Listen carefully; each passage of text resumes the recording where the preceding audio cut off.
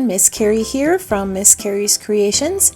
I was invited to be a guest designer throughout the summer on the Coffee Loving Cardmaker Blog. I'm so excited to share more coffee loving projects with you. Today I have two charming card designs that I created with watercolors and texture paste. To create these cards, I'm using some products from Newton's Nook. I just recently discovered this site and I'm loving what they have to offer. I'm also going to be using some craft cardstock, a coffee bean stencil from Honeybee Stamps, and some transparent matte texture paste. I'm going to start by applying the matte texture paste to the background, and then I'll show you how to watercolor these two cactus images. I'm going to be using a transparent matte texture paste today as a resist. This is a paste that will create transparent images on the craft cardstock. As they dry, they will have a soft, matte, transparent finish, and they'll create a wonderful muted set of images on the background. I have gone ahead and secured my stencil to my paper with repositionable tape, and I've secured it to my glass board with magnets. The transparent texture paste is thinner and smoother than opaque texture paste, and it can easily get behind the stencil. To me, it's like frosting a cake. You don't want to press too hard. You just want to softly glide that palette knife across the stencil.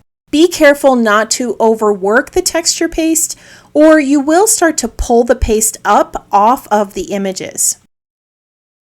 When I'm finished with the texture paste, I like to place some press and seal over the top of my jar. This prevents it from drying out. You're also going to want to wash the stencil and your tools right away so that the paste doesn't dry on them. I'm going to go ahead and finish my second background. While the texture paste is drying, we're going to start coloring our cactus images with watercolors. I have already gone ahead and stamped these images onto some mixed media paper with waterproof ink. This ink from Gina K has become one of my new favorites. I ordered the 1-inch cube to try it out, and I love how well it works with watercolors and alcohol markers. I need to order myself a larger stamp pad because I'm going to be using this quite a bit. I'm going to be shading both of these sweet little cactus images for the two cards. I'm going to start with a lighter olive green color and create a wash on each of the cactuses. I am using a larger brush and I've watered down the pigment quite a bit so that I have a lighter background color. I'm also going to use the olive green to add a little bit of shading on these images. After adding the olive green, I'm going to bring in a few more shades of greens and green blue, and I'll blend these into the olive green. Since my watercolor paint is still wet, these colors are going to blend together, creating a really nice color combination. After I've mixed the greens together, I'm going to deepen a few of the shadows on the edges where the two cactuses meet.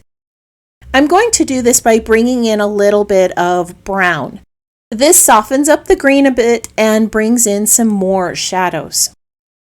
While the cactus dry, I'm going to add some color to the coffee cups. Now I have to say, this stamp set is pretty cute with those cactus in the coffee cups and those fun little sentiments.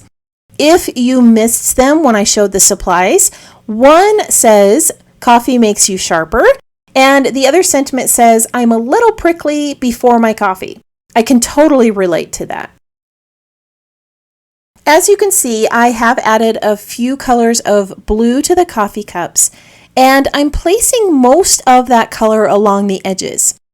This is just like when I showed you how to color the coffee cups with alcohol markers. You want the edges to be darker than the center, which gives the illusion of a rounded shape. If you missed that video, I have put a link to it up there in the right-hand corner. In the center of the larger cup, I'm going to add some soft yellow.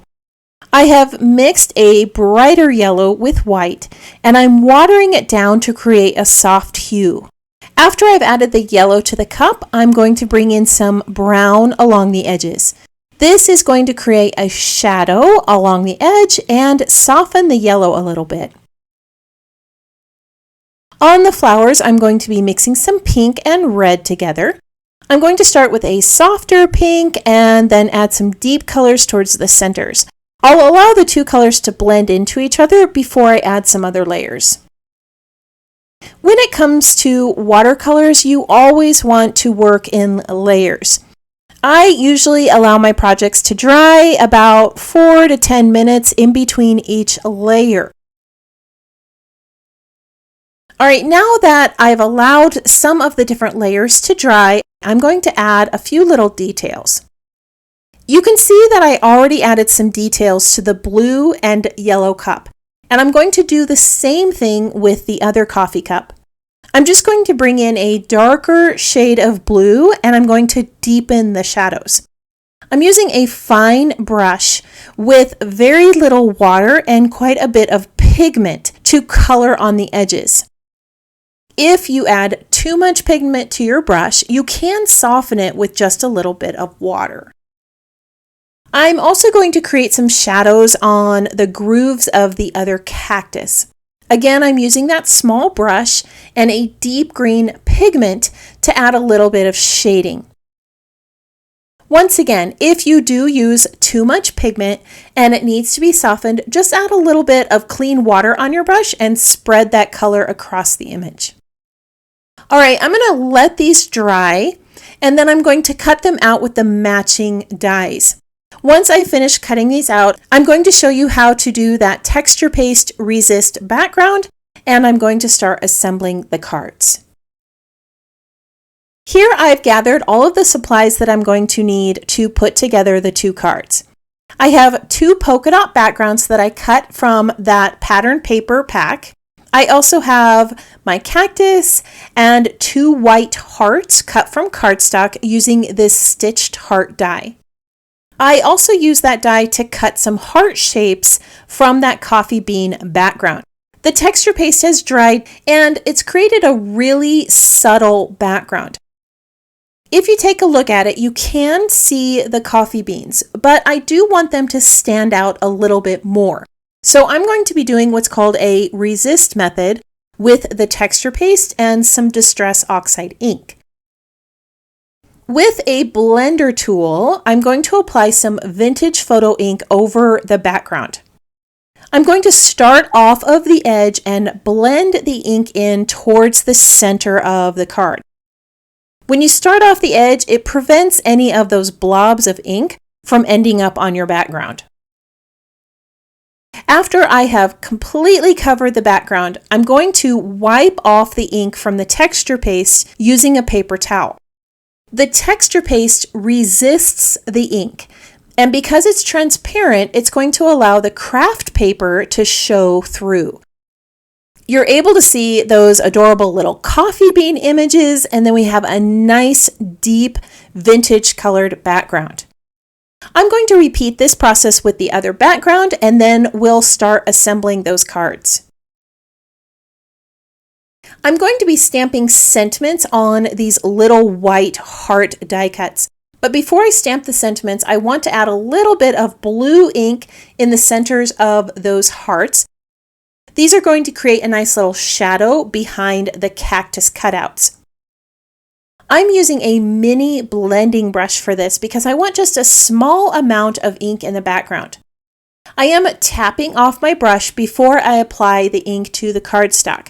This prevents too much ink from getting into the center of that background, and it keeps the colors really soft and subtle. Now I'm going to grab my stamping platform and I'm going to stamp each of the sentiments. To save a little bit of time, I'm going to stamp both sentiments at once.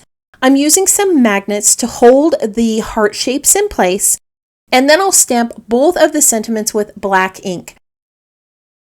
A stamping platform comes in handy for projects like this. I love how I can stamp both images at once, and if I make a mistake and don't add enough ink, I can stamp them again. The stamping platform keeps everything in place and I don't have to worry about any of the images shifting. All right, let's go ahead and take all of these parts and pieces and put these cards together. I'm going to place the polka dot backgrounds onto the card base. I have one in green and one in blue. Both of these match the cactus elements really well.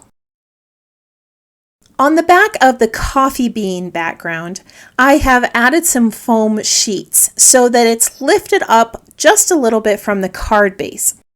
Foam sheets are a cost-effective way to give your card dimension. If you don't have foam sheets, you can use foam tape. In the center of the cards, I'm going to glue the hearts that have the sentiments in place. These are going to be adhered flat to the background with some liquid adhesive, and this is going to give it a window-like look. The two little cactus are going to be adhered in place with some foam dots. Now I have doubled up the foam dots where they overlap over the hearts, and then I've just added a single layer of foam dot where it touches the card. And that keeps that cactus image nice and level on the front of the card. I love how those bright colors contrast with all of the neutral tones there in the background. Around the images, I am going to add a few light tan acrylic dots to just kind of frame those images and complete this design. Now, I will admit that I do feel like these cards are really simple designs compared to what I usually create. If you've seen any of my other card making videos, there's a lot of layers that I add to the card. But these are really super cute, and I love how easy they are to make and replicate multiple times. The sentiments on these cards should probably be posted above my coffee maker. I'm not quite sure which one I like best, but both of these images go really well with that coffee bean background. Those two cactus images were so much fun to shade with watercolors, and if you are new to using watercolors, this is a really simple project for you to start out with. I loved being able to mix the greens and the blues and the browns together, and then that little pop of red on the flowers is the perfect addition. The coffee bean background really pulls it all together, and that resist technique is a really simple one you can try with your texture-based ink and stencils. If you like to pin images on inspiration boards, I will be posting photos of these cards on my website later today, and you can grab those still shots to save for later. I hope that this project inspired you to try something new. Make sure you stop by the Coffee Loving Cardmaker's blog today and check out some more coffee crafts you can make. If you have any questions about this project or the supplies I used today, feel free to post those in the comments below. I hope that you have a wonderful week, and I can't wait to see what you create.